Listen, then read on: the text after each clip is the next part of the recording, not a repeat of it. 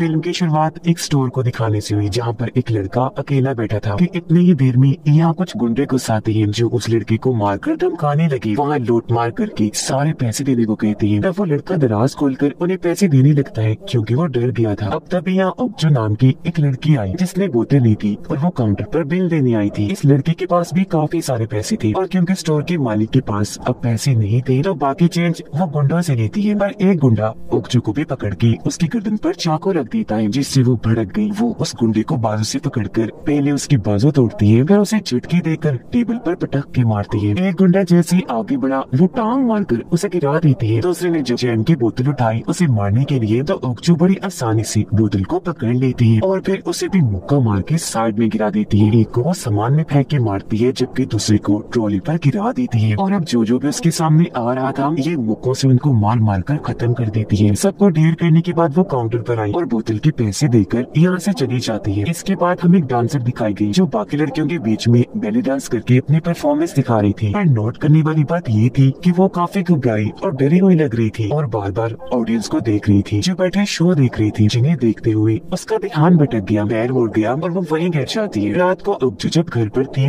तो उसके पास एक कॉल आई जो उसकी दोस्त उसे डांसर का था। वो ओक्जो को कह रही थी कि मैं तुमसे मिलना चाहती हूँ, घर पर आ जाओ। कुछ देर में ओक्जो उससे मिलने उसके घर गई पर घर पे उसकी दोस्त नहीं थी। ओक्जो उसे ढूंढने लगी जहाँ उसे खत मिलता है जिसे पढ़ के ओक्जो काफी घबरा गई और अपने डांसर दोस्त को ढूंढते हुए बाथरूम में आ गई। और ये देखकर उसके होश उड़ गई कि मेरी दोस्त ने बाथटब में अपनी जान ले ली है। ओक्जो को अपनी दोस्त बहुत प्यारी थी इसलिए ये उसके मुंह से बहुत दुखी हो गई और पूरी तरह टूट गई। अपने दोस्त को याद करने लगी कि वो दोनों पहली बार एक केक शॉप पर मिली थी जहाँ ओक्जो जब केक खरीद रही थी तो उसके डांसर दोस्त ने उससे पूछा कि किसकी बर्थडे है, जिस पर उसने कहा था कि मैं। उसने पूछा तुम अपनी बर्थडे खुद ही मना रही हो, जिस पर ओक्जो ने जवाब दिया कि हाँ क्योंकि मैं इस दुनिया में बिल्कुल अकेली। उन्होंने खूब बातें की और ऐसी इनकी दोस्ती हो गई। ओक्जो ने यहाँ उसे अपने बारे में बताया कि मैं एक गार्ड हूँ जो लोगों को सिक्योरिटी देने का काम करती हूँ, जिस पर उसके डांसर दोस्त काफी खुश हुई। कहती है बेटा तुम्हें लड़ना काफी अच्छे से आता होगा, मुकम्मल ट्रेनिंग ली होगी तुमने। जिस पर ओक्जो कहती है कि हाँ ऐसा ही है और तुम बताओ क्या करती हो। जिस पर उसके दोस्त ने बताया कि मैं एक बैले डांसर हूँ इसीलिए मेरा नाम बेलरीना पड़ गया है जो इस फिल्म का नाम भी है। अब ओक्जो को अपनी दोस्त के घर पर एक और खत मिला जिस पर एक लड़के का नाम लिखा था जो था चोई, जिसके साथ एक होटल का भी नाम लिखा था। अपने घर पर आकर ओक्जो उस होटल और चोई के बारे में इंटरनेट पर सर्च करती है लेकिन उसे कोई जानकारी नहीं मिलती। अब डांसर लड़के का फोन ओक्जो के पास था जिस पर उसे चोई नाम के आदमी की कॉल आई। ओक्जो कॉल उठाती है पर बोलती नहीं। चोई कहता है कि तुम्हें कल मेरे इलाके में आकर मुझसे मिलना होगा और हाँ मेरे ठिकाने के पास जो पुल बना हुआ है तुमने वहाँ आना है। और भाई बताओ ना जरा आजकल तुम कहाँ मसरूफ हो, मेरे टाइम ही नहीं निकालती। और हाँ अगर तुम कल मिलने ना आई तो अंजाम अच्छा नहीं होगा, तुम्हें बदनाम भी कर दूंगा और काट के भी रख दूंगा। ये कहकर उसने फोन बंद कर दिया। लेकिन ओक्जो तो पूरी तरह से कंफ्यूज थी, उसे कुछ समझ नहीं आ रही थी कि आखिर ऐसी बातें क्यों कर रहा है। जिसके बाद अगले ही दिन ओक्जो उस पुल के पास गई। वो आगे नहीं बढ़ी, दूर खड़े होकर उसे देखने लगी कि ये करेगा क्या। जहाँ चोई बहुत सारे लोगों को ड्रग्स इन्हीं नशे से भरे हुए बैग्स देकर यहाँ से भेज देता है। तब ओक्जो उन्हीं पर नजर टिकाई होती है। यहाँ चोई फिर से डांसर लड़के के फोन पर कॉल करता है जो फोन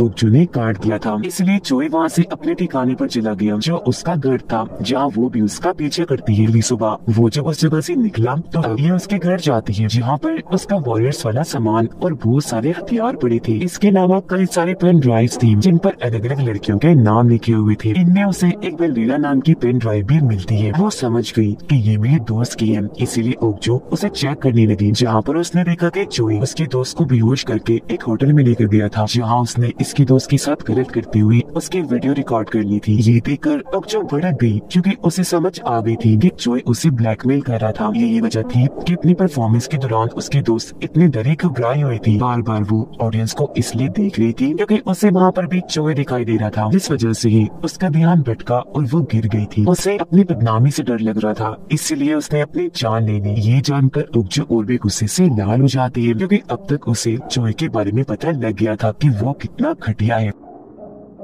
अब अगले दिन चोई अपने घर में बैठकर बातें कर रहा था और उसकी सारी बातें रिकॉर्डेड से जो सुन रही थी। उससे पता चला कि चोई एक बार में जाकर वहाँ लड़कियों को बसाता है और फिर वहाँ से उन्हें होटल में लेकर चला जाता है। इसलिए अगले ही दिन ओक्जो भी उस बार में चली जाती है जहाँ उसने चोई को देखा तो था, लेकिन वो अचानक गायब हो गया। इसीलिए वो बार में उसे हर जगह ढूंढने लगी। जहाँ अचानक उसके सामने चोई आ जाता है और उसे कहने लगा कि मुझे लगता है तुम मेरे दोस्त हो, याद नहीं पड़ रहा, लेकिन हमें मिले काफी वक्त हो गया है। जिस पर ओक्जो कहने लगी कि मैं तुम्हारे दोस्त तो नहीं, लेकिन हाँ, हम साथ में शराब पीकर कुछ बातें वगैरह कर सकते हैं। जिस पर चोई उसे एक होटल में लेकर गया और वहाँ का सबसे बेहतरीन कमरा मांगता है। चाबी लेकर ये जब उस कमरे में आए तो ये बहुत ही खूबसूरत था, जिसकी चोई भी काफी तारीफें करता है। जिसके बाद वो ओक्जो को शराब पिलाकर उसे बेहोश कर देता है। उसने इसमें दवाई मिलाई थी जिस वजह से वो बेहोश हुई थी और अब चोई उसका भी फायदा उठाने के लिए बेड पर गया और उसकी वीडियो रिकॉर्ड करने लगा था। पर हमने देखा कि ओक्जो जो बेहोश होने का नाटक कर रही थी वो फौरन उठकर उस पर चाकू से वार कर देती है, लेकिन पहले ही चोई उसका वार रोककर चाकू पकड़ लेता है और ये दोनों एक दूसरे को धक्का मार के नीचे आ जाते हैं और आपस में खूब लड़ने लगे। जहाँ ओक्जो चोई पर अपना काबू पाकर उसके ऊपर बैठ जाती है और चाकू से उसका चेहरा काट कर बुरा हाल कर देती है, जिससे उसका खून ही खून हो जाता है। अब इस हंगामे की आवाज सुनकर चोई का एक साथी गन लेकर अंदर आया जो ओक्जो पर शूट कर देता है। गोली उसके बाजू पर लगी, लेकिन वो इसे भी धक्का देकर यहाँ से चली जाती है। तभी उसका पीछा होटल का मालिक करने लगा क्योंकि ये सब आपस में मिले हुए थे और एक चेनसो ब्लेड वाला हथियार लेकर ओक्जो के पीछे पड़ जाता है। पर तभी ठीक वक्त पर एक लड़की दरवाजा खोल देती है जो असल में ओक्जो की दोस्ती थी। होटल का मालिक उससे टकराया तब चेनसो से उसका अपना ही पैर कट जाता है। दोनों लड़कियां भागकर बाहर आई और चोई की गाड़ी लेकर यहाँ से निकल गई। 2 दिन के बाद हम चोई को जख्मी हालत में देखते हैं जिसकी पट्टियां हुई होती है क्योंकि वो बच गया था। उसने जब आंखें खोली तो सामने उसका बॉस बैठा था जो अपनी पूरी टीम के साथ यहाँ आ चुका था। वो चोई को कहता है कि जिस लड़की ने तुम्हें मारा होगा वो सच में बहुत खतरनाक होगी जो तुम इतने सारे लोगों के भी काबू नहीं आई, और मैंने तुम्हें पहले ही समझाया था कि लड़कियों के चक्रों से निकल जाओ, पर तुमने मेरी बात नहीं मानी और देखो आज अंजाम क्या हुआ। और अब तुम्हें ये हरकतें छोड़नी होंगी क्योंकि मैं नहीं चाहता कि तुम्हारी इन बेहुदा हरकतों की वजह से मेरे नशे के बिजनेस पर कोई असर पड़े। जिसके लिए चोई कहता है कि ठीक है, आइंदा मैं ख्याल रखूंगा। उसका बॉस फिर कहता है कि तुम्हारी ऐसी हालत देखकर तो मेरे लोग भी डर रहे हैं। इनके दिल में भी उस लड़की की दहशत बैठ गई है, तो अब तुम्हें उसे मारना होगा। जिस पर चोई कहता है कि हाँ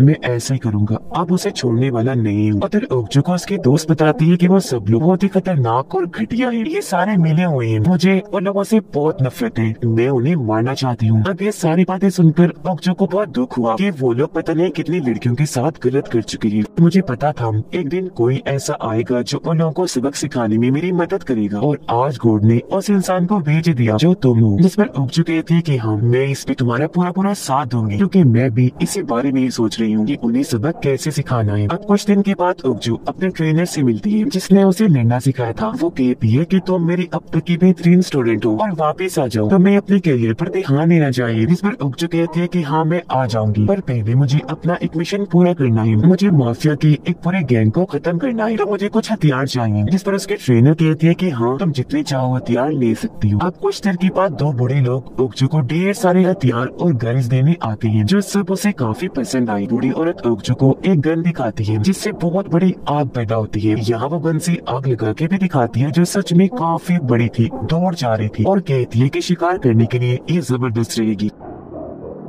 यहाँ उसकी दोस्त कहती है कि हमें अभी उन्हें मारना चाहिए। अब जो जवाब देती है कि हमने पहले भी उन पर हमला किया था, तो अब वो भी पूरी तैयारी कर चुके होंगे, अभी ठीक वक्त नहीं, हमें मजीद खुद को बेहतर बनाना चाहिए। और अपनी दोस्त को कहती है कि मैं तुम्हारे लिए खाना लाई हूँ। घर में अंधेरा छाया हुआ था। चेक करने वो जब आगे बढ़ी तो तभी ओक्जो पर चोई हमला कर देता है जो पहले यहाँ घुस गया था और उसने उसके दोस्त को भी बंदी बना लिया था। लेकिन ओक्जो से लड़ती है और खिड़की तोड़कर यहाँ से भाग गई। वापिस आकर चोई अपनी बॉस से झूठ बोल देता है कि मैंने ओक्जो को भी मार दिया है और उसे काटकर दफन भी कर दिया है। इस पर उसका बॉस कहता है कि मुझे तुम्हारी जुबान पर यकीन नहीं, तुम्हें उसे मेरे सामने मारना चाहिए था और अब बेहतर है तो मेरा ड्रग वाला काम छोड़ ही दो। जिस पर चोई उसे कहता है कि माफ करते सर, आइंदा गलती नहीं होगी और मैं अपने दोनों कामों को अलग अलग रखने की कोशिश करूँ। जिस पर उसका बॉस कहता है कि जो भी है पर फिलहाल यहाँ से चले जाओ। ये कहते हुए बॉस की नजर वहाँ पर ओक्जो की दोस्त पर जाती है। तब बॉस चोई को कहता है कि इस लड़की ने तुम्हें खून करते हुए देख लिया था, तो पहले जाकर इसे मारो। जो कहकर वो यहाँ से चला गया। वो ओकजो के दोस्त के पास आकर उसे खूब मारकर तड़पाता है, फिर कहने लगा कि मैंने तुम्हें जिंदा छोड़कर बहुत बड़ी गलती कर दी, पर अब मैं ये गलती दोहराना नहीं चाहता। इस बार तुम नहीं बचने वाली, क्योंकि तुम्हारी वजह से मुझे बहुत तकलीफ का सामना करना पड़ा है। और अब बताओ वो ओकजो कहाँ है? पर उसके दोस्त कोई जवाब नहीं देती, जिस पर चोई को गुस्सा आ गया और वो उसे कॉफी पीटता है। होटल का मालिक जब बैठा था तो उसे बेल की आवाज सुनाई थी। उसने जब कैमरा में देखा तो वहाँ एक लाश की टांगी नजर आ रही थी। चेक करने जब वहाँ गया तो सामने ओकजो आ जाती है, जो उस पर गन तान के पकड़ लेती है और पूछती है कि चोई कहाँ है। अपनी जान बचाने के लिए वो उसे बता देता है, पर ओकजो उसके सर में गोली मार के उसकी जान ले लेती है। जो गोली उसके सर से आर पार होकर सामने का कांच तोड़ देती है। अब ओकजो को एक जूते देखकर याद आया कि ये मुझे मेरी डांसर दोस्त ने दिए थे और कहा था कि मैं दूसरे मुल्क एक डांस शो में जा रही हूँ, इसलिए मेरी तरफ से ये गिफ्ट रख लो। अब ओकजो उसकी याद में उन जूतों को पहनकर आगे बढ़ गई, क्योंकि उसे फिर से याद आ गया था कि मेरी उस दोस्त के साथ भी इन लोगों ने कितना गलत किया था। वो चोई के ठिकाने पर आ गई। गुंडों के साथ वो लिफ्ट में चढ़ जाती है, लेकिन जब तक लिफ्ट ऊपर जाके रुकी इसने सारे गुंडों को शॉट करके मार दिया था और पूरी लिफ्ट उनसे भर गई थी। अब जब ओकजो आगे बढ़ी तो वो देखती है कि बहुत सारे लोग यहाँ ड्रग्स की खेती कर रहे हैं। यहाँ बहुत सारे ड्रग के पौधे लगे हुए हैं। तब उन सबको रोकर ओकजो पूछती है कि वो लड़की कहाँ है जिसको चोई ने यहाँ पर कैद किया हुआ है। यहाँ चोई का बॉस था जो कहता है तुम शायद वो लड़की हो जिसके बारे में मैंने सुना है, शांत हो जाओ और बैठकर बात करते हैं। पर वो उसकी एक भी बात सुने बगैर सीधा उसके सर में गोली मारकर उसका काम तमाम कर देती है। ये देखकर सभी डर गए और फौरन नीचे बैठकर पौधों में छुप जाते हैं। ओकजो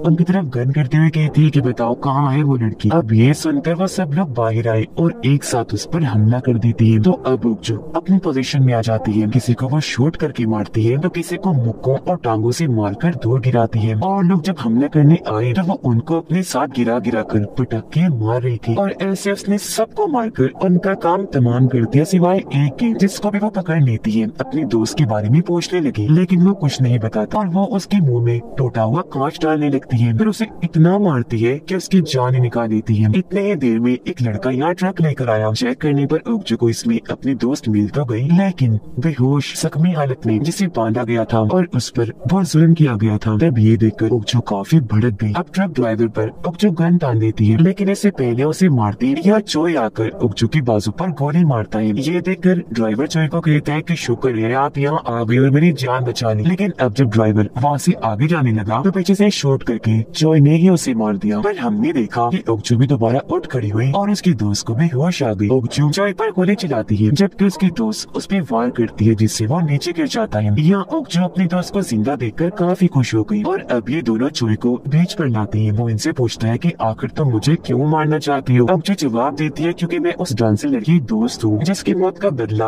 आज मैं लेकर आऊंगी। वो कहते हैं कि तुम मुझे मार के बहुत बड़ी गलती कर रही हो, ऐसे तुम जिंदा नहीं बच पाओगी, क्योंकि मेरे मरने के बाद हमारे बहुत सारे लोग तुम्हें मारने आएंगे। ये सुनकर ओकजो और भड़क गई और वो आग वाली गन से उस पर वार करके उसे जला देती है और यहाँ चोई की भी बहुत बुरी मौत हो जाती है। अब इस बीच पर दोबारा ओकजो अपने डांसर दोस्त को याद करने लगी, जिसके बाद वो चोई के ठिकाने पर जाकर सभी पेन ड्राइव्स वहाँ से ले लेती है और इसी के साथ इस फिल्म की कहानी यहीं पर खत्म हो जाती है।